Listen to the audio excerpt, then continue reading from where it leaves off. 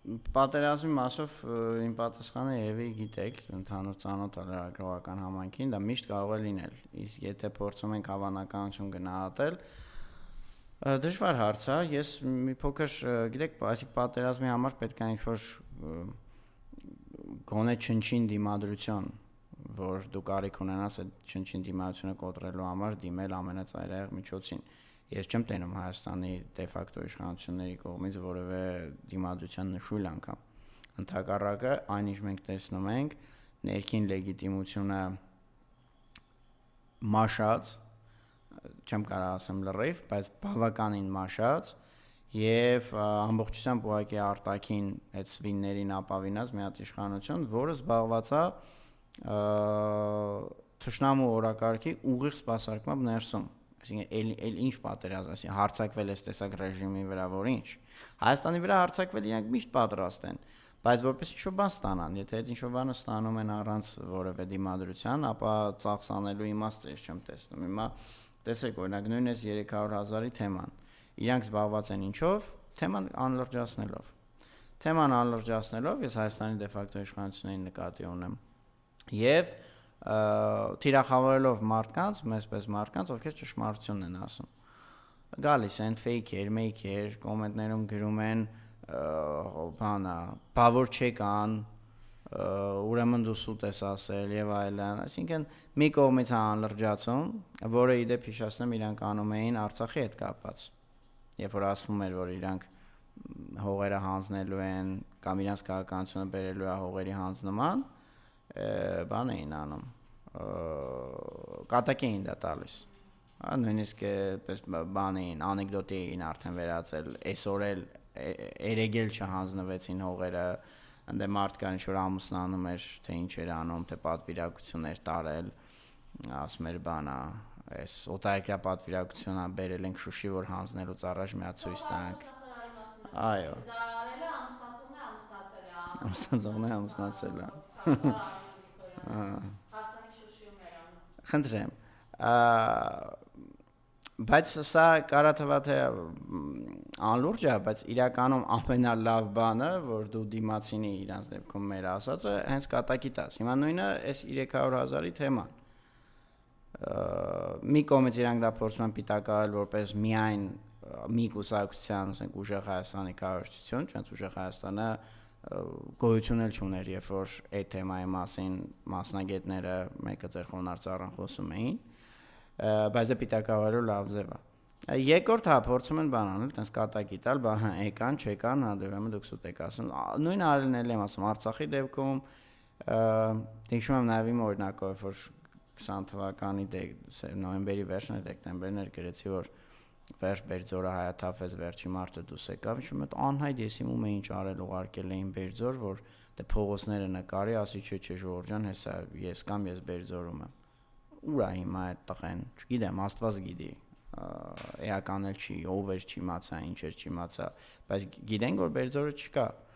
Նույնն է այս թեմայի դեպքում փորձում անել։ Բերել մի վիճակի, որ արդեն դա անխուսափելի է, արդեն էլ ժողովուրդը չունի էլ դիմադրողականություն, էլ չգիտի էլ ում լսի, ում հավատա,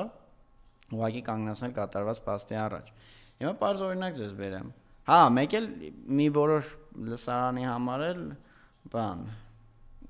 այդ չգիտեմ էլ արդեն բարի ծիծաղ առաջացնում այդ փաստարկումը, որ դե թուրքերն են խոսում են, էլի հիմա ամեն հաճացած եւ բան այդտեղ չենք դնելու։ Եթե թուրքերը այսքանից հետո դեռ թուրքերը համարվում են հաճացող, ես չգիտեմ մենք ինչ ենք էլի, այս մարդիկ ինչ իրականության մեջ են ապրում, այսինքն ինչ աստիճան քարոզչությունը իրանց բանականությունը բանը մթագնել է, որ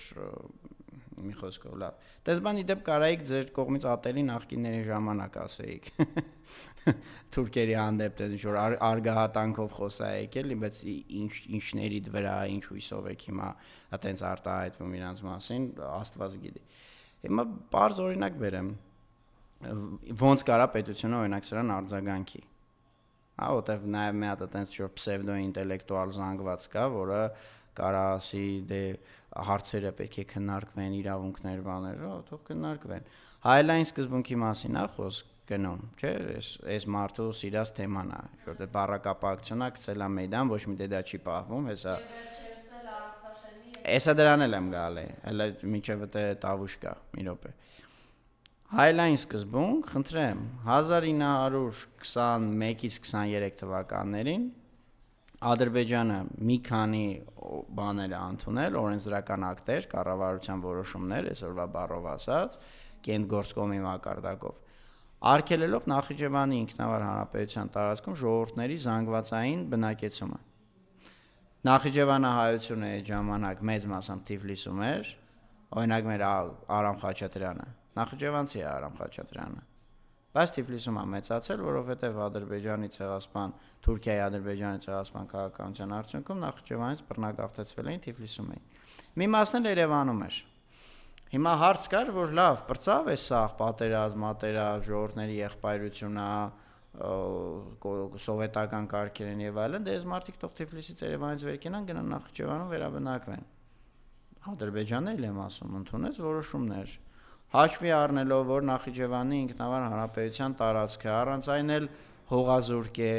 գյուղատնտեսության համար ոչ այնքան պիտանի լեռնային տարածքներով, արգելել Նախիջևանի ինքնավար հանրապետության տարածքում ժողովրդների զանգվածային բնակեցումը։ Այսքանս ինչքան կան քերիկ ենք։ Այսօր իրանք դա անում էին այդ ժամանակվա սովետական իրողությունները հաշվի առնելով, չէին գրում, ասենք, արգելել հայերի բնակեցումը, որտեղ դե կստացվեր բայել ոնց է ժողովրդների բնակեցում, ուղղակի ասում են, չէ, Ժորժ ջան, ով էս պահին կա, թող մնա։ Նենցա որ շատ քիչ հայեր էլ կային, մի քանի հազար, ասում են, ով կա, թող մնա, բայց զանգվածային վերաբնակեցում պետք չլինի։ Վերցրեք դες օրենք ընդունեք մի հատ։ Բա ինքնիշխան չեք, ինքնիշխան նշանակում է, որ պետությունը նախ ունի օրինակ բան մաքսային ինքնիշխանություն, որը Ալիևը ասում է, որ պիտի հանձնեք ինձ, այդ մեկ։ Երկրորդ, սեփական ժողովրդագրական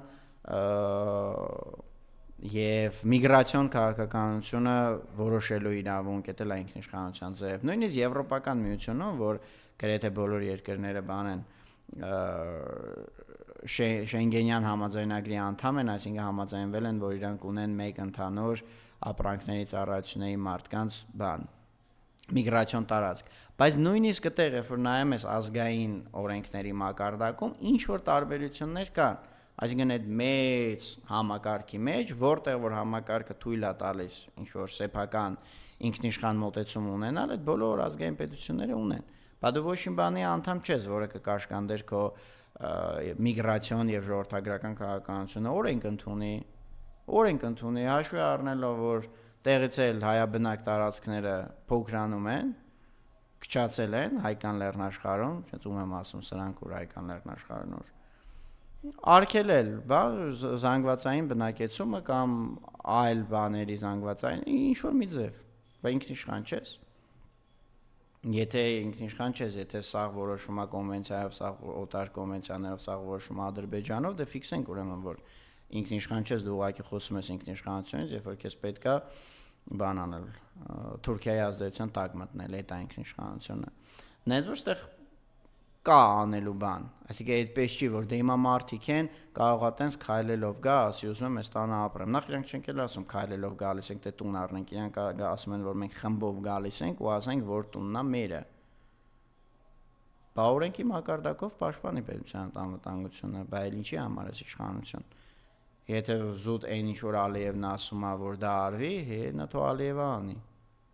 Հիմա նույնը բանի մասով, որ ասում ենք, որ զբաղված են թշնամու ասածը արդարացնելով։ Արցախի Տիգրան Աշենին, ես նույնիսկ չեմ էլ ուզում խորանալ, որտեվ դա իրանց է ձեռնտու էլի, մանաթի վրա ես իմ ինչա, ախր իրոք ձեռ են առնում մարդկանց, ես սրտից ցավում եմ ասում։ Ինձ հաճելի չի, որ հայ մարդու անկախ իր քաղաքական հայացքից, նույնիսկ եթե այդ մարդը սրանց է անդրել, ինձ հաճելի չի, որ հայ մարդուն իրոք ձեռ են առնում, հայտնի կենթանու տեղ են դնում։ Ասենք ինչ է նշանակում ադրբեջանական փողի վրա մենք նկատել ենք Արցախյանը իրանց կազմում նշված չի, այսինքն մեր կազմում է նշված։ Եթե այս մակարդակի բաներով է որոշվում բանը, հողապատկանությունը, գիտեք մենք ինչքան քարտեզներ ունենք, որ Ղարաբաղը մեր կազմում է նշված։ Սա իրոք ձեռ առնել է, էլի։ Բայց դա վերադառնանք։ Սրա մեջ չեմ ուզում խորանալ, ուղղակի ֆիքսեցի, որ սա ուղղակի ծաղր է մարդկանց հանդեպ։ Եվ ես ձեզ հավատացնում եմ։ Հատկապես նրանց, որոնք այդ իշխանությունների համակիր են։ Ես հավատացնում եմ, իրանք իրանց ներսում ոնց են արտահայտում ձեր մասին շորտ։ Ոնց են արտահայտում։ Ձեր համար վիրավորական է, երբ որ անդիմադիր հայացքներ ունեցող շրջանակներն են ձեզ նեղացնում։ Հավատացեք, ուղղակի դուք նա լսում եք։ Իսկ իշխանությունների վիրավորանքները, որ իրանք փակ շրջանակներում ինչ ասես ձեզ չեն ասում, որ այդ չի ժողովուրդը, դրանց մենք էլ ենք իսկի շատ, դրանց հասնում է։ Այդ դուք ուղղակի չեք լսում։ Եվ ձեզ թվում է, թե իրանք ձեզ սիրում են։ Ոնց որ ծառերին թվում էր, թե կացինը իրանց աղբերն է, որտեվ կացինի կոթը իրանցից է սարքած։ Փոխարենը քննարկենք այն, որ այս հեքիաթը, որ մենք մի բան տալու ենք, մի բան ստանանք, ախր ժոր մի անգամ էլ ա եղել, դուք լսել եք այդ հեքիաթը, ու խաբվել անցել եք առաջ, դա եղել է Տավուշի ժամանակ, երբ որ ասվում էր, որ մենք է պառավակարում հողեր ունենք, վարելահողեր ունենք, այսքան հեկտար բան, բա հեսա հայելային սահմանազատում, սահմանագծում ենք անում։ Մի հատ ոտի բութմատ դնելու տեղ պառավակարում ինչ-որ մեկը հետա ստացել։ Շատ չեմ ասում, մի հատ ոտի բութմատ, սենց որ հողի մեջ բան անես, ասենք, ոտի բութմատով խաղաս։ Մի հատ այդ չափի գոնե հողակտոր ինչ-որ մեկը հետա ստացել սահմանագծման ու սահմանազատման արդյունքում։ Բա ճիշտ ենք ասում։ Բա որ ասում ենք դա հողերի հանձնումը, ճիշտ ենք ասում։ Որ չի կարելի էլի անվերջ ինքնախապեյության զբաղվել։ Ամեն ինչ երևում է։ Պրոստը ձեզ վախացնում են նրանով, որ բա ինչ եք ուզում, բա պատերազմ լինի։ Դե Ժորժ ջան, այդ ոնց որ ձեզ կան ամեն օր ձեր տան մեջ նվաստացնեն, ձեր կնոջը, ձեր աչքի առաջ այդ ամեն ինչը, ինչ որ մեկն է կողքից գա ձեզ համոզի, ասի, հա բա ինչ ես ուզում ես ելնես բան անես, բոքսով կռիվ անես այդ մարդու հետ։ Ինչ որ մի պահի այդ ընտրության առաջ հավաքական առումով արդեն իսկ կանգնած ենք, բայց ինչ որ մի պահի ավելի ցցուն կերպով պետք է կանգնենք։ Պայքարել արժանապատվության լինելիության համար, որտեղ ի վերջո մենք բան չենք էլի անասուն չենք։ Ասենք այդ հարևանը գա տենց ռեժիմով նվաստացնի գնա, ասենք հա բայց զատով մենք ինչ ապրում ենք, հաց ենք ուտում, զուգարան ենք գնում, ով ասեց որ մենք վատ ենք ապրում, հա մարդ է գալիս, հա, հիմա մի ժամ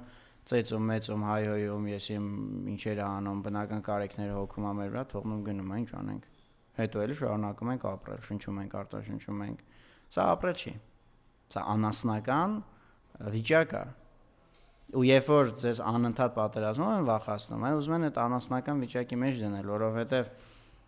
անասունն է, որ այդ այն շատ բան է անցալում ֆիզիկական ցավը, շատ բացարձակ է անցալում։ Մարդուն տրված է նաև հոգի, մարդուն տրված է արժանապատվություն, երբեմն նույնիսկ ֆիզիկական ցավից, երբեմն նույնիսկ անձնազոհությունից ավելի բարձր, այսինքն երբեմն նույնիսկ բաներ լինեն, որ ավելի բարձր դասի, քան ժամանակավոր ֆիզիկական ցավը, քան նույնիսկ սեփական կյանքը, ինչքան կարելի է այդպես անդադ ասել, բա ինչ ես ուզում, բա ինչ ես ուզում։ Համենայն դեպս չեմ ուզում, որ այս անասնական վիճակը լինի, որ Ալիևը կանգնում ընդե ինչ ուզում ասում է, ինչ ուզում ստանում է, իստեղից մենք տենում ենք մենակ դրա արդարացում, մենակ դրա իրականացում, իսկ այն մարդիկ, որ փորձում են դրա դեմ պայքարել, կարգվում են որպես դավաճաններ ու սկսում են խոշտանգվել։